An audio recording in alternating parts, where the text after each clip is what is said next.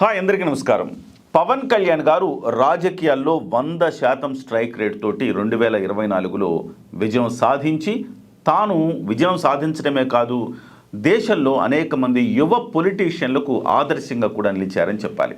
తాజాగా చిరాగ్ పాస్వాన్ బీహార్లో జరిగిన ఎన్నికల్లో దాదాపు 75% స్ట్రైక్ రేట్తో 28 చోట్ల పోటీ చేస్తే ఒక 19-20 చోట్ల ఆయన గెలుపు సాధించాడు. అంటే ఎగ్జాక్ట్ ఫిగర్ ఇంకా రాలేదు ఈ వీడియో చేసే సమయానికి, కాబట్టి ఆల్మోస్ట్ ఒక 75% స్ట్రైక్ రేట్తో విజయం సాధించారు.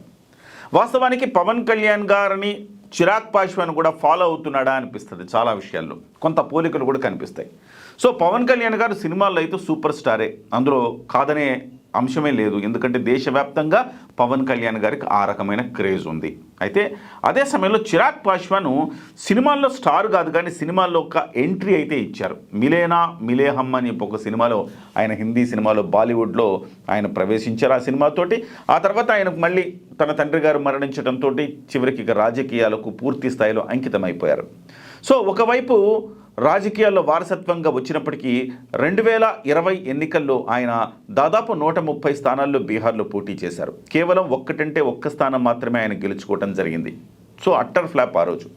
అయితే 2025లో మాత్రం ఆయన బీజేపీతో జట్టు కట్టాడు. బీజేపీ జేడీయూతో జట్టు కట్టి ఎన్డీఏ కూటమిలో చేరటం వల్ల ఇవాళ ఆయన 28 చోట్ల పోటీ చేస్తే 20 చోట్ల దాదాపుగా ఆయన విజయం సాధించడం జరిగింది. సో ఇక్కడ పవన్ కళ్యాణ్ గారికి ఎలాంటి పరిణామాలు జరిగాయో అలాంటి పరిణామాలే అక్కడ చిరాగ్ పాస్వాన్కి కూడా జరిగాయి. సో 2020లో చిరాగ్ పాస్వాన్ 130 స్థానాల్లో పోటీ చేసి ఒక్క స్థానమే గెలిస్తే, అంతకుముందు జరిగిన ఎన్నికల్లో 2019 ఎన్నికల్లో పవన్ కళ్యాణ్ గారు 160 స్థానాల్లో పోటీ చేసి కేవలం ఒక్క స్థానంలో మాత్రమే విజయం సాధించడం జరిగింది. సో ఆ తర్వాత పవన్ కళ్యాణ్ గారు వాస్తవాలు గుర్తించారు. ఎస్, ఇప్పుడు రాజకీయాలు మనం అనుకున్నట్టు లేవు, త్రికోణ పోటీనో లేకపోతే చతుర్ముఖ పోటీనో రాజకీయాల్లో సాధ్యపడే అవకాశం లేదు. ఉంటే వాళ్ళు లేకపోతే వీళ్ళు ఉన్నారు. ఒక రెండు పక్షాల మధ్యన యుద్ధం జరుగుతూ ఉంది.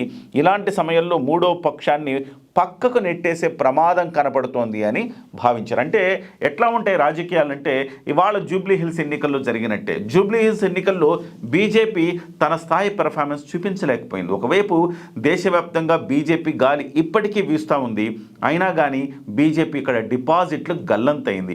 ఇది ముందే ఊహించింది. వాస్తవానికి మన భారతదేశ రాజకీయాల్లో జరుగుతున్న పరిణామాలు ఇవి. సో ఏ బి సి ఉంటే ఏ బికి గట్టిగా బలంగా కనపడుతుంటే సిని ఇగ్నోర్ చేస్తారు. సికి ఓటేయాల్సిన వాళ్ళు కూడా బీకో లేకపోతే ఏకే ఓటేస్తారు. ఎందుకంటే సి అనే పార్టీ గెలవదేమో, అటువంటిప్పుడు సికి మన ఓటు వేయటం వల్ల ఉపయోగం లేదు. మనం సికి ఓటు వేస్తే అనవసరంగా ఏ గెలిచిపోతాడేమో అని చెప్పేసి బికి ఓటేస్తారు కొంతమంది, బి గెలిచిపోతాడేమో అని చెప్పేసి ఏకి ఓటేస్తారు కొంతమంది. సో ఈ రకమైన పరిణామాలు పవన్ కళ్యాణ్ గారు ముందే గుర్తించి దాన్ని అడ్రస్ చేయడం కోసం 2024 ఎన్నికల్లో జగన్మోహన్ రెడ్డి గారిని ఓడించాలి అంటే ఈ రకంగా ఓటు చీలే పరిస్థితి ఉండకూడదు, ముగ్గురు కలిసి పోటీ చెయ్యాలి అన్న ప్రతిపాదన తీసుకొచ్చారు. బీజేపీ ఉన్నా లేకున్నా తెలుగుదేశం పార్టీతో జట్టు కట్టి ముందుకు వెళ్ళాలని నిర్ణయించుకున్నారు. ఈ క్రమంలో పవన్ కళ్యాణ్ గారు పాచిక పారింది. దాదాపు 100% స్ట్రైక్ రేటుతో దేశంలోనే ఒక చరిత్ర సృష్టించాడు.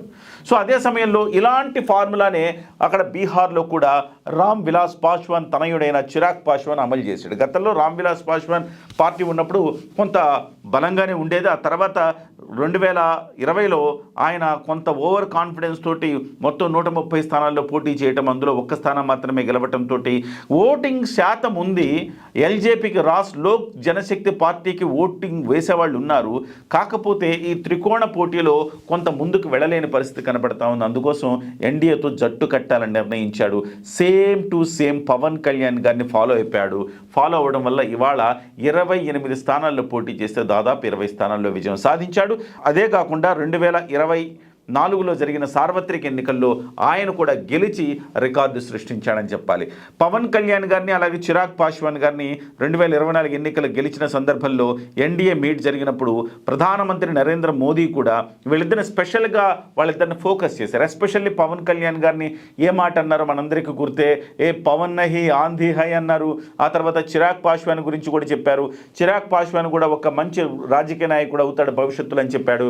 సో ఆ రకంగా చిరాగ్ పాస్వాన్ ఇవాళ ఇవాళ ఎన్డీఏలో కీలక భూమిక పోషిస్తూ ఉన్నారు. సో బీహార్లో జరిగిన ఎన్నికల్లో ఇవాళ 20 స్థానాలు గెలిచి, అంటే అతిపెద్ద పార్టీల్లో దాదాపుగా మొదట బీజేపీ ఉంది, 2 జనతాదళ్ యు ఉంది, అలాగే రాష్ట్రీయ జనతా దళ్ అది 25 స్థానాలు గెలుచుకుంటుంది.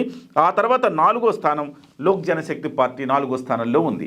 సో ఎన్డీఏలో అయితే 3వ స్థానం, ఓవరాల్గా బీహార్ ఎన్నికల మొత్తంలో 4వ స్థానంలో ఉంది. ఒక రకంగా చెప్పాలంటే కాంగ్రెస్ పార్టీని కూడా దాటింది. రాహుల్ గాంధీ గారు ఎంత హడావిడి చేశారు మనంతా చూసాం. కానీ చివరికి కాంగ్రెస్ పార్టీ 6 స్థానాలకే పరిమితం అవుతా ఉంది. దాదాపుగా 60 స్థానాలకు 61 స్థానాల్లో పోటీ చేసిన కాంగ్రెస్ పార్టీ 6 స్థానాలు మాత్రమే 10% మాత్రమే గెలుచుకోగలుగుతోంది. సో అదే చిరాగ్ పాస్వాన్ మాత్రం 75% తోటి 20 స్థానాలు గెలుచుకోగలుగుతా ఉన్నాడు. సో ఇవాళ ఇక్కడ పవన్ కళ్యాణ్ గారు ఉప ముఖ్యమంత్రి అయినట్టే అక్కడ కూడా ఉప ముఖ్యమంత్రి అవుతాడా అన్న అంచనాలు నెలకొన్నాయి. మరి ఏం జరుగుతుందో చూద్దాం. మొత్తం మీద అయితే చిరాగ్ పాస్వాన్ బీహార్కి కొత్త హీరోగా అవతరించారు. భవిష్యత్తులో రాష్ట్రానికి ముఖ్యమంత్రి కూడా అయ్యే లక్షణాలు, ఆ రకమైన చరిష్మా చిరాగ్ పాస్వాన్లో ఉంది. ఆల్ ది బెస్ట్ చెప్దాం చిరాగ్ పాస్వాన్కి.